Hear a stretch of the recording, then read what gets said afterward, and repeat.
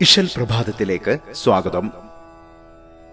മഴവില്ലിന് 7 നിറമാണ്. ഭാഷയാകുന്ന മഴവില്ലിന് നിറമെത്രയെന്ന് ഇനിയും തിട്ടപ്പെടുത്താനായിട്ടില്ല. ഓരോ ഭാഷയും 1000 സംസ്കാരങ്ങളുടെ വിളനിലമാണ്. കുഴിച്ചെടുക്കുന്തോറും കുമിഞ്ഞുകൂടുന്ന അനർഘരത്നങ്ങളുടെ അത്ഭുത കേദാരം. ശ്രേഷ്ഠമാണ് എല്ലാ ഭാഷകളും. ഓരോ ഭാഷയും ആ സമൂഹത്തിന്റെ കരുത്തും കാന്തിയും കരുതലുമാണ്. ചീർപ്പിലെ പല്ലുകൾ പോലെ ഭാഷകളെല്ലാം തുല്യം. അത് ഉപയോഗിക്കുന്നവരുടെ എണ്ണത്തിലെ ഏറ്റക്കുറച്ചിലുകളുള്ളൂ. ഭാഷയില്ലാത്തവൻ എന്നൊരു പ്രയോഗം തന്നെയുണ്ട്. ഭാഷയുടെ മഹത്വവും മധുരിമയും കുലീനത്വവും ആണ് അത് സൂചിപ്പിക്കുന്നത്. ഭാഷ അത് സംസാരിക്കുന്ന സമൂഹം തന്നെയാണ്. എല്ലാ സമൂഹങ്ങളും അറിയപ്പെടുന്നതും ഭാഷയുടെ പേരിൽ തന്നെ. ഒരു സമൂഹത്തിന്റെ സാംസ്കാരിക നിലവാരം അവിടുത്തെ ഭാഷയിലും സാഹിത്യത്തിലും തിരിച്ചറിയാം. ഭാഷാ വൈവിധ്യങ്ങളുടെ പറുദീസയാണ് ഭാരതം. ഇത്രയുമേറെ ഭാഷകളും സംസ്കാരങ്ങളും വിശ്വാസങ്ങളും ഒരുമിച്ച് കഴിയുന്ന രാജ്യം ഈ ഭൂമി ലോകത്ത് വേറെ കാണാനാവില്ല. ഭാരതീയ സാഹിത്യ ചരിത്രം പരിശോധിച്ചാൽ കവികളേറെയും ഭാഷകളുടെ ഉദ്യാനങ്ങളായിരുന്നു എന്ന് കാണാം.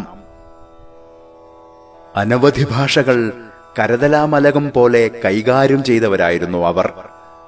22 ഭാഷകളിൽ കവനകേളി നടത്തിയ കവീശ്വരനായിരുന്നു രാഷ്ട്രകവി ഗോവിന്ദ പൈ. മലയാള സാഹിത്യ മണ്ഡലവും ഭാഷാ പണ്ഡിതന്മാരാൽ സമ്പുഷ്ടമായിരുന്നു.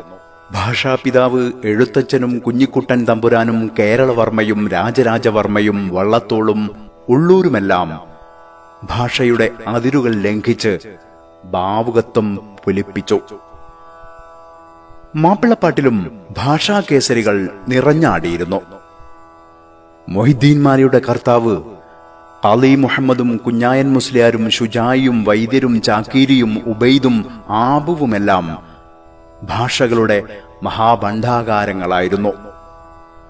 മലയാളത്തിന്റെ ഗോവിന്ദ പൈ ആയിരുന്നു മോയിൻകുട്ടി വൈദ്യർ. മലയാളം, സംസ്കൃതം, തമിഴ്, കന്നഡ, തുളു, തെലുങ്ക്, ഉറുദു, അറബി, പേർഷ്യൻ തുടങ്ങി നിരവധി ഉപഭാഷകളും വൈദ്യർക്ക് മാതൃക ഭാഷ പോലെ തന്നെ വഴങ്ങിയിരുന്നു.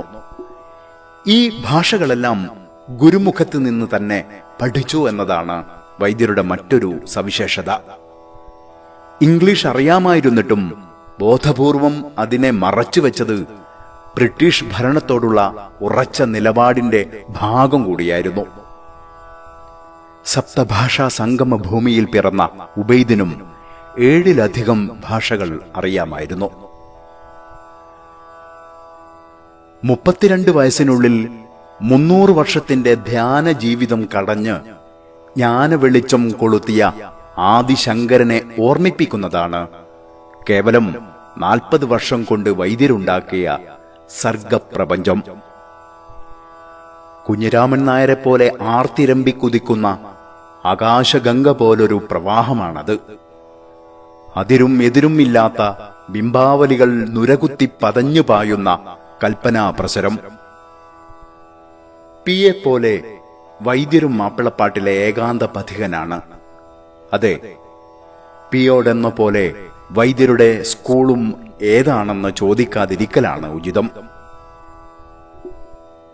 ഒരു അറിയിപ്പ്: ഇശൽ പ്രഭാതം ഇനി മുതൽ ശനിയാഴ്ചകളിൽ ഉണ്ടാവില്ല.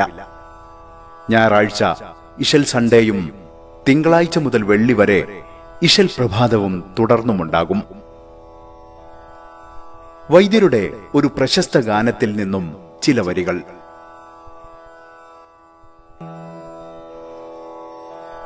ഹക്കാന കോനമറാൽ മക്കാവ് വിട്ട് നബി പക്കാ മദീന തണവായി ഹാരേറും എത്തിടുകയിരാറും ഒത്ത ഷഹർ ബാറാൽ പൊറുത്ത പിറകേ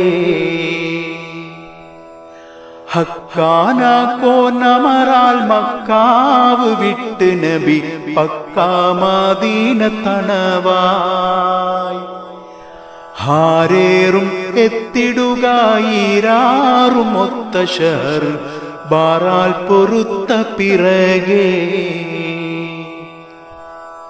തക്കോവർ ഹാമിദരും മിക്കോർ സഹാബികളും ഒക്കായിരിക്കും പൊഴുതിൽ ജാസൂസോരുത്തർ വരെ യാസീൻ നബിക്കൊരു വിശേഷം വിരുത്തി പൊരുളായി ബക്കാതെ സാവർ ബൈറുക്കാകേറിയ ചരക്കാടൈ പൊന്നും ചുമയായി വാരുന്നു വാദി ബദർ ചേരുന്നവർകൾ തിഹാം ഊരിനൊരുങ്ങി ഖജറായി. അടുത്ത ഇശൽ പ്രഭാതം വരെ ഏവർക്കും സ്നേഹം. തയ്യാറാക്കിയത് PS ഹമീദ്, കോർഡിനേറ്റർ സുബൈർ വെള്ളിയോട്, അവതരണം അഷ്റഫ് നാറാത്ത്. നന്ദി.